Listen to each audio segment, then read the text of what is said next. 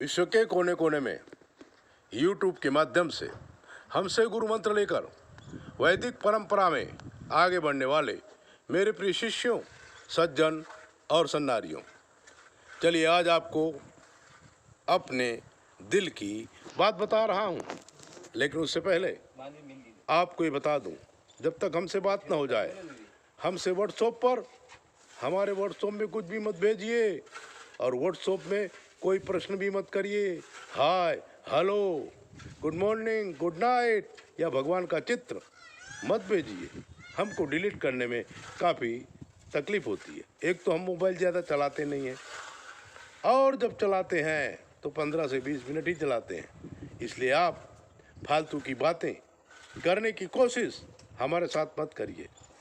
अगर आपको कोई बहुत ज़रूरी काम है तो 9825200108 पर फ़ोन करें, हमसे बात करें। हम आपसे बात ज़रूर करेंगे, लेकिन ज़रूरी बात होगी वही करेंगे।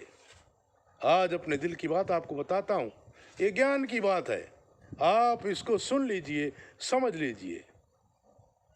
आज सुबह सुबह गुरु महाराज की याद आ गई। गुरु जी हमें जो सिखाते थे, हमें जो पढ़ाते थे, हमें जो डांटते थे, आज समझ में आ रहा है वो क्यों डांटते थे, वो क्यों पढ़ाते थे। हम उनको कहते थे, क्या सिखाया आपने? भीख मांगने का काम सिखाया है।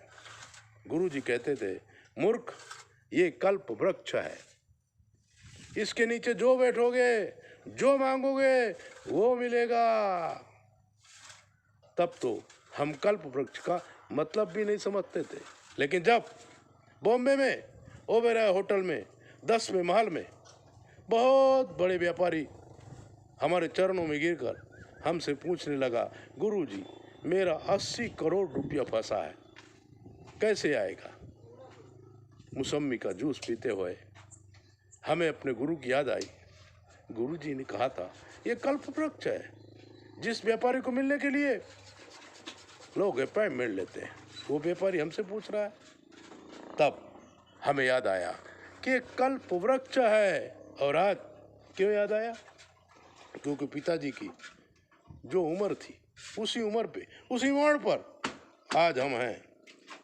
तब हमने दिल से निकला, अड़चन तेरी आज समझे हैं हम, तुम जहां पर खड़े थे वहीं आए हम। उन्हें क्या प्रॉब्लम थी हम नहीं समझ पाते थे, लेकिन आज जब उन्हीं की जगह में हम आ गए हैं और हमारी जगह में हमारे कई शिष्य आ गए हैं, वो भी हमें नहीं समझ पा रहे हैं, तब हमें याद आता है कि हम अपने गुरु जी को नहीं समझ पाए। क्यों नहीं समझ पाए? जवानी थी, अज्ञानता थी। और आज जब हमारे शिष्य हमारी बात नहीं समझ पाते तो हमें याद आता है, मित्रों, आपके जो माँ बाप हैं आपके ऊपर गर्म होते हैं, आप उनकी बात को समझ नहीं पाते हैं, लेकिन जिस दिन आप माँ बाप बनेंगे उस दिन आपको आपके माँ बाप याद आएंगे, लेकिन उस समय वो नहीं होंगे। पितृलोक में बैठे बैठे आपको आशीर्वाद दे रहे होंगे। लेकिन अगर आपके माँ बाप हैं तो अभी से समझ जाइए, उनकी सेवा करिए। उनके मन को दुख लगे ऐसा मत करिए, क्योंकि मातृदेवो भवः 9 महीने अपने उदर में रखकर माँ ने पाला पोसा, नहलाया धुलाया, खाना खिलाया, इतना बड़ा कर दिया। और आज हम कहते हैं, माँ को कहते हैं कि तुम्हें कुछ मालूम नहीं है, तुम पुराने जमाने की है। अरे भाई, नया जमाना का तुम्हें बनाया किसने? बाप जो मेहनत मजदूरी करके आपको पढ़ाया लिखाया, इस योग्य बनाया कि समाज में आप प्रतिष्ठा प्राप्त कर सके। और प्रतिष्ठा प्राप्त करने के बाद वही बाप आपको पुराना लगता है। लेकिन याद रखिए, जिस दिन आप पुराने होंगे, आपका बेटा आपके साथ यही बर्ताव करेगा। अगर अभी आप अपने माँ बाप की सेवा नहीं करते तो आपका बेटा उसे डबल यानी कि आपको तो घर से ही निकाल देगा। कितना भी पैसा कमाया है कोई काम नहीं आएगा। बेटा काम आएगा, बहू काम आएगी, पुत्र परिवार काम आएगा। इसलिए आपसे निवेदन है, हे मेरे प्रिय बच्चों, माँ बाप का ध्यान रखो, गुरुजनों का ध्यान रखो और अपने आप को संभालो। माँ बाप कहते हैं नई पीढ़ी बिगड़ गई है, आज से नहीं हजारों साल से पुराने लोग कहते हैं नई पीढ़ी बिगड़ गई है।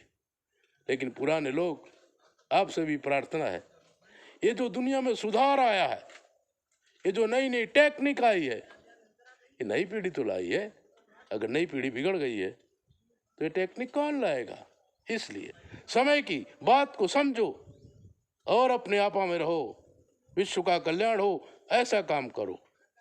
अगर आपको कोई प्रॉब्लम है तो 9825200108 पर आप कुछ भी पूछिए, हम आपको बताएंगे। जय भोले, अपना ध्यान रखो।